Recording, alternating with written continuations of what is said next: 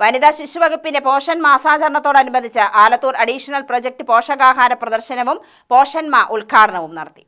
വടക്കഞ്ചേരി ഗ്രാമപഞ്ചായത്ത് പ്രസിഡന്റ് ലിസി സുരേഷ് ഉദ്ഘാടനം ചെയ്തു.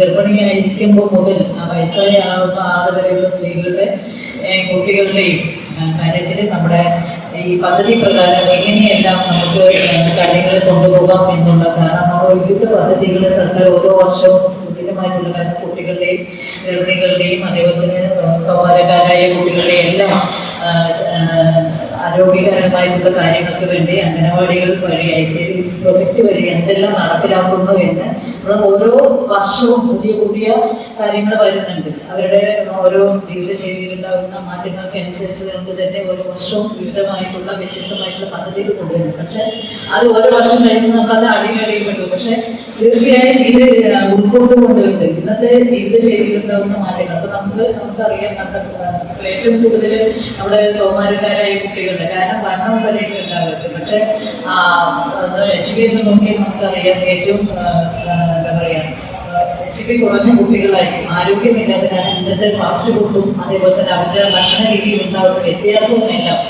Alathur additional ICDS CDPO Shishira അധ്യക്ഷയായി. സൂപ്പർവൈസർമാരായ സുഭാഷിണി, നിഷ, സുമ, ബെനിത അഗസ്റ്റിൻ എന്നിവർ പങ്കെടുത്തു. UTV news, Palakkad.